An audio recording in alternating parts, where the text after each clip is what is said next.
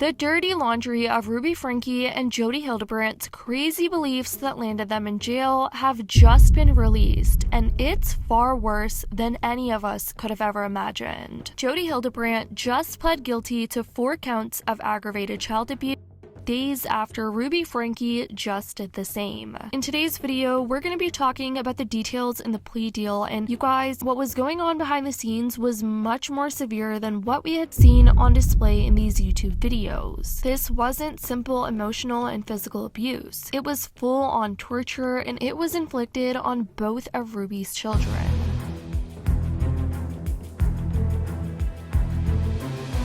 For those who don't know, just a quick recap, on August 30th, Ruby Franke's 12-year-old son managed to flee through a window of Jodi's home, seeking for help. He approached a neighbor and requested them to contact the police as he was seen with injuries and duct tape around his ankle and wrists. He, alongside his younger sister, appeared to be emaciated and malnourished, and that's when the cops were called. Prior to their arrest, Jodi and Ruby collaborated in an online self-improvement program called Connections. Ruby was known for her popular parenting videos on YouTube, and she faced initial charges along with Jodi, each being accused of 6 counts of aggravated child abuse. In a following search warrant, investigators learned that Jodi had allegedly restrained Ruby's youngest son with ropes and would put cayenne pepper and honey to treat his wounds. Of course, this discovery led to their arrest, and the two have recently showed up to court pleading guilty to their counts, and we have the in-depth details of some of the horrific things that these two had done to Ruby's children regarding each count that they were charged with. When Ruby showed up to court a couple of weeks ago, it was reported that during outdoor work that Ruby would make her children do, that Ruby's 9-year-old daughter sustained injuries and burns to her feet while walking barefoot. Jodi, on the other hand, was reported to either physically force or coerce Ruby's daughter to jump into a cactus multiple times. Yeah, talk about living in truth. Principles of truth, if they were not truthful, they would not have been spanning all the time that they've been around. During Wednesday's hearing, it was revealed that Jodi admitted guilt to 4 charges of child abuse, with 2 of the initial counts being dismissed as part of her plea agreement. Good morning, ladies and gentlemen. Welcome to District Court.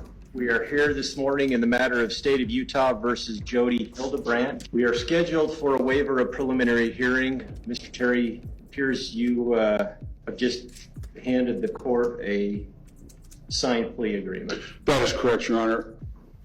Then, Ms. Hildebrandt, how do you plead to count 1, aggravated child abuse, a second-degree felony? Guilty.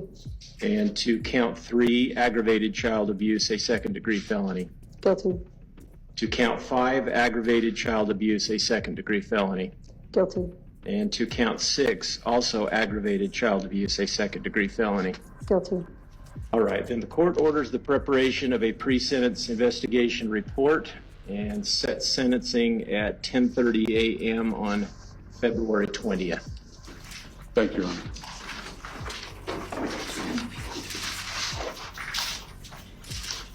KUTV published an article going over the details about the abuse that Jodi admitted to. Court documents released just after Jodi Hildebrandt pled guilty Wednesday reveal specific details of what Hildebrandt admits she did to the 2 child abuse victims. I read through the PDF, and it details some of the vile things Ruby and Jodi would both do to their children, all in honor of living in truth. Now, they did abbreviate the children's name, RF being Ruby's youngest son, and EF referring to Eve, Ruby's youngest daughter. Count 1. The defendant's actions involved the physical torture of Russell Franke. Initially, Russell was forced to do physical tasks for hours and days at a time. These included wall sits, carrying boxes full of books up and down stairs, and working outside. Eventually, Russell was forced to do outside labor without shoes and in the summer heat. He was forced to stand in the direct sunlight for several days. He was forced to remain outside outside at all hours of the day and night for extended periods of time. These actions resulted in repeated and serious sunburns with blistered and sloughing skin. Russell was denied adequate water for several of the days he was required to remain in the summer heat, and he was punished when he secretly consumed water. He was denied sufficient food, and when given food, he was given very plain meals, rice and chicken, while others in the house ate regular and more flavorful meals. He was isolated from other people and denied all forms of entertainment, including books,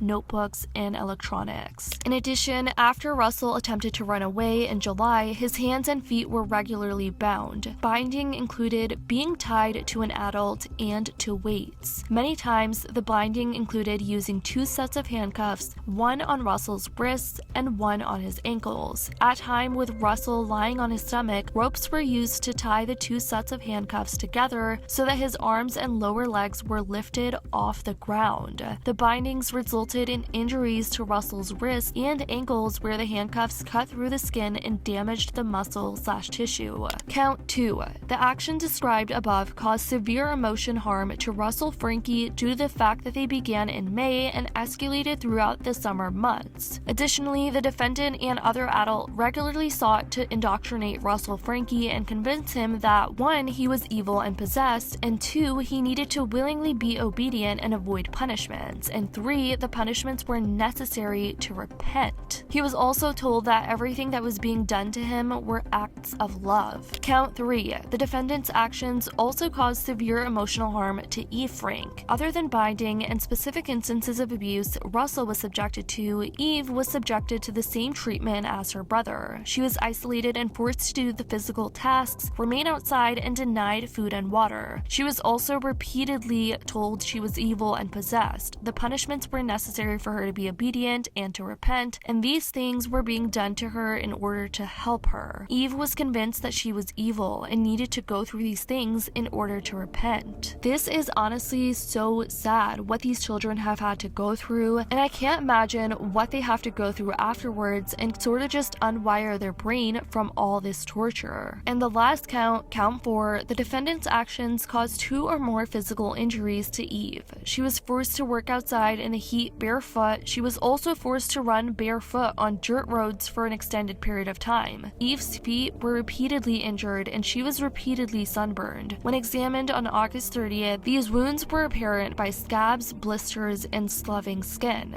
Additionally, the defendant either physically forced or coerced Eve to jump into a cactus multiple times. This is sick.